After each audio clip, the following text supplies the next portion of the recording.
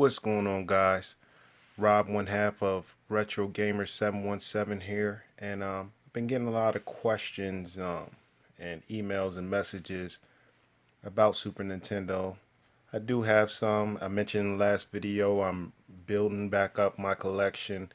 I sold a good bit off that I had collecting over the years, but one big issue that's definitely something you should be paying attention to is authentic versus fake Super Nintendo cartridges, and that goes for Nintendo and Game Boy, all of those type of things. So I'm just covering a few things to look for. You're looking at a good bit of authentic cartridges, but there's some things I want to go over. This right here, this is a repro. This is not an authentic Nintendo game board for the Super Nintendo. This is not authentic. If you see this right here, this raised part here, that's how you know this is, that's one strong standout point that this is no good as far as authentic. Another thing you can do is Google the serial numbers on these chips, check them out. They do have a board that says Nintendo, and I would say in some cases you can go by this, but obviously with this you can't go by this. The battery seems to have the wing tips soldered in there, so they did a good job on that. But there's some dead giveaways. This is the main dead giveaway right here, but they do have the official Nintendo board. They must have took it from a older Super Nintendo game or something, but there will never be a raised area on these cartridges. There will never be. So that's one thing to look for. If you have chips with black windows with tape over it, that's another suspect situation. So these are things you want to look for. Glob tops on the circuit board, that's a no-no. Let me see here. So let's look at this one here. And there's a website. I'm not going to give it on here because they don't want anybody using their content without permission. So I would say just Google around. You can Google Super Mario World circuit board, Super Nintendo, and see what comes up. This is authentic. I did check it out. As you can see, there's no raised circuit boards on here, and has the wing tips for the battery. Also, if these are authentic chips that come from the factory, you can Google these serial numbers, and I don't think anything should show up. But when these people try to reproduce these, they have to use EEPROM is one example, which is erasable programs, and there's various. I'm sure there's many other different chips, but the serial number should show up because these guys buy them in bulk. And this has the Nintendo logo here, as you can see. But as I just showed you, you can't always go by that. Here's UN Squadron. Looks good, as you can see. And what I did is I just simply, feel free to get down in the comments. I'm no expert, but I simply Googled the authentic circuit boards and just compared them.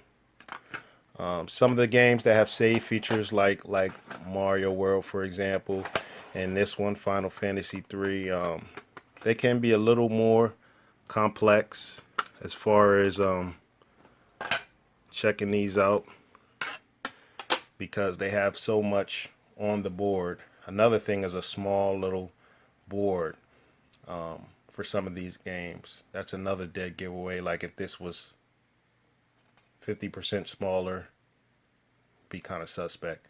But has the battery there. I pretty much just cleaned this.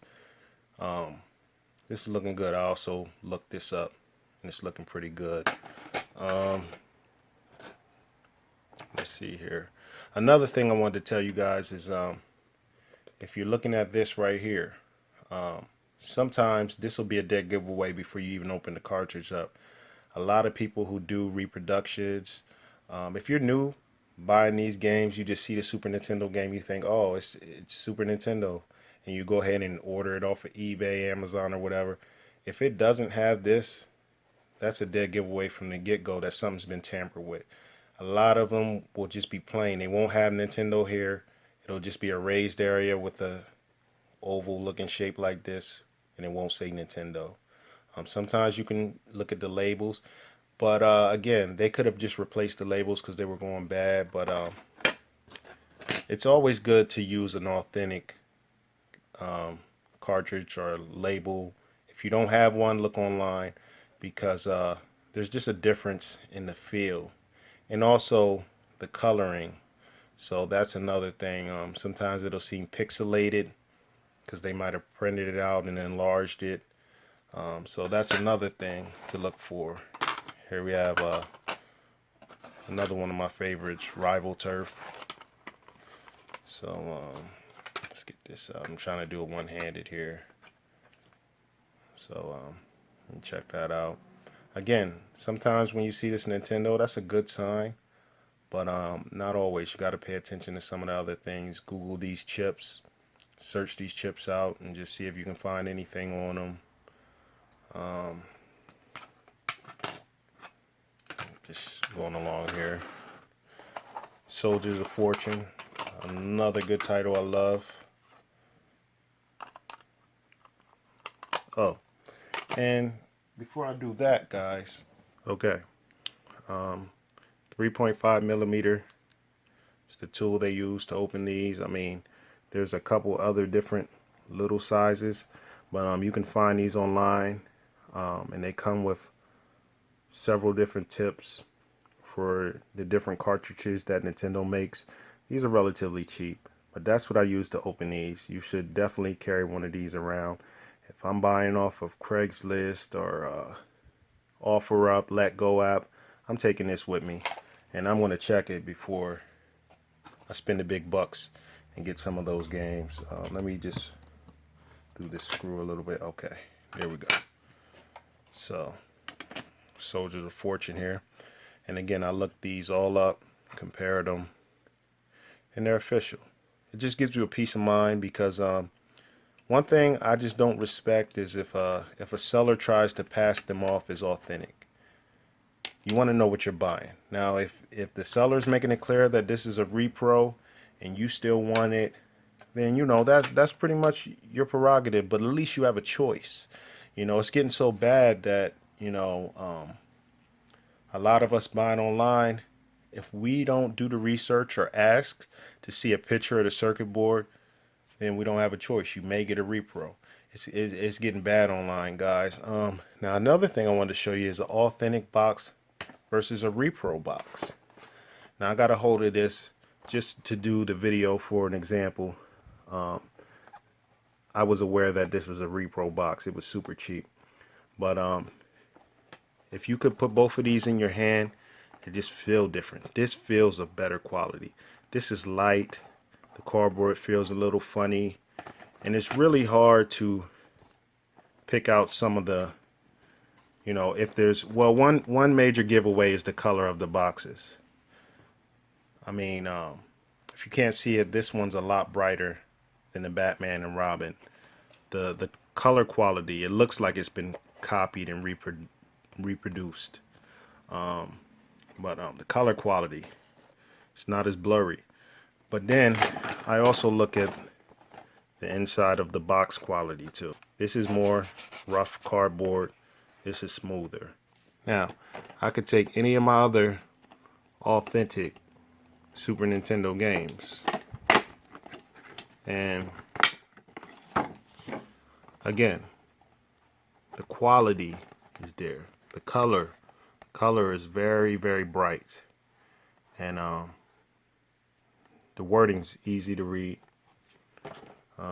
Here's another authentic Super Nintendo game. Again, this is worn, a little bit, but it still holds up. The material is just different from this. This feels very, very light. I can tell just by holding them in my hands. So I just wanted to go over that with you guys. I mean, I hope it helps you. Any questions, get down in the comment box. And thank you for watching, guys. I do have a box series coming up, even with like box. This is one of my Super Nintendo boxes. It's very beat up, but I do have a series coming up talking about collecting complete in box for consoles and why it may be important. But as always, thanks for tuning in. Like, comment, subscribe, and we'll be back at you soon. Peace.